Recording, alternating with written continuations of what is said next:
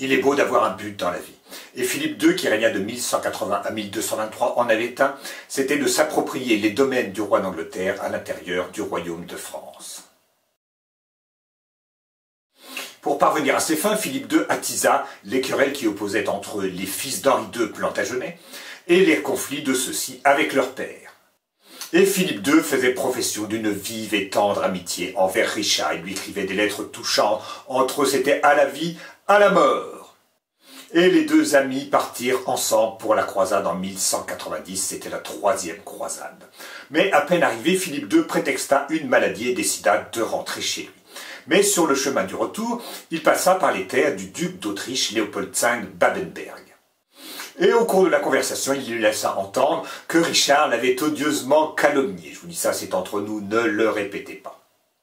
Si bien que quand Richard prit à son tour le chemin du retour, eh bien Léopold V s'empara de sa personne et le livra ensuite à son suzerain Henri VI, empereur du Saint-Empire. Et Richard resta prisonnier 2 ans dans le château de Dürnstein au bord du Rhin. Et s'il resta si longtemps, c'est qu'ayant appris cette captivité, Philippe II suggéra à Henri VI de garder le plus longtemps possible le roi d'Angleterre, puisqu'il était en train de lui chipper ses terres. Et pour qu'on soit bien d'accord, Philippe II soudoya l'empereur et lui versa de l'argent pour qu'il garde Richard en prison.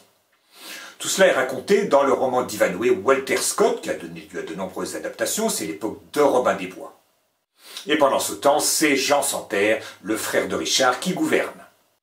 Mais Richard finit par obtenir la liberté contre une rançon de 500 000 marcs d'or, qui correspondait à 2 ans de revenus fiscaux du royaume d'Angleterre. Ça n'est pas rien, mais la liberté n'a pas de prix. Il va sans dire qu'en sortant de sa prison et en rentrant chez lui, Richard Cœur de Lion nourrissait des sentiments quelque peu vindicatifs à l'égard du roi de France.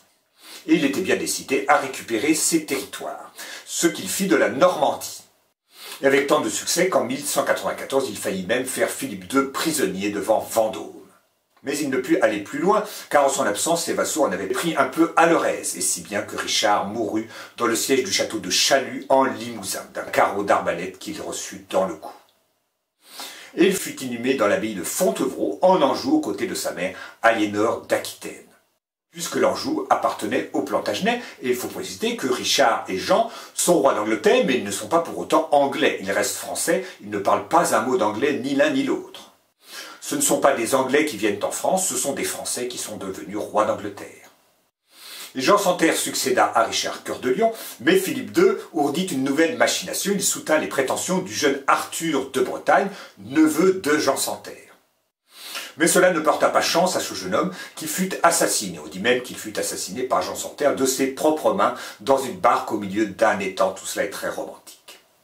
L'affaire était donc manquée, mais Philippe II allait bientôt trouver autre chose. En effet, il accusa Jean Santerre d'avoir fait des avances à la femme d'un de ses obscurs vassaux du Poitou.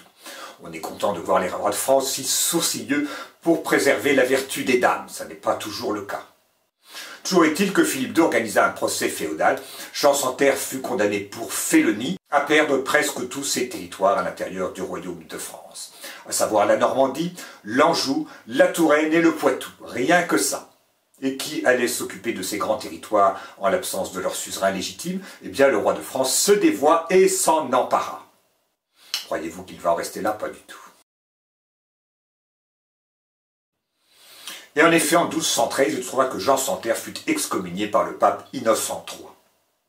Et Innocent III demanda au roi de France d'attribuer la couronne d'Angleterre à quelqu'un qui en serait digne. Suivez mon regard. Et c'est ainsi que Louis, le fils de Philippe II, réunit une flotte de 1700 vaisseaux dans les ports de la Manche, afin d'envahir l'Angleterre. Mais au moment où cette flotte allait appareiller, le légat du pape fit son apparition et annonça que le roi d'Angleterre et le pape s'étaient réconciliés et qu'il n'y avait donc plus lieu d'attaquer l'Angleterre. Quel dommage! Mais qu'allait-on faire de cette belle flotte? Il se trouvait que Philippe II était également en conflit avec la Flandre, cette riche province dont les rois de France n'ont eu de cesse que de s'emparer.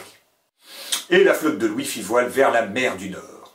Et elle débarqua à Dame, près de Bruges, tandis que l'armée royale était en train de s'emparer de beaucoup de villes de Flandre. Mais les Anglais, de leur côté, avaient rassemblé 500 navires et ils arrivèrent par derrière. Il se trouvait que la nombreuse flotte du roi de France n'avait pas pu entrer entièrement dans le port de Damme, si bien que les Anglais purent en détruire la moitié, d'autant plus que les soldats et les équipages étaient descendus à terre pour piller allègrement la ville. Mais finalement, ils parvinrent à faire rembarquer les Anglais.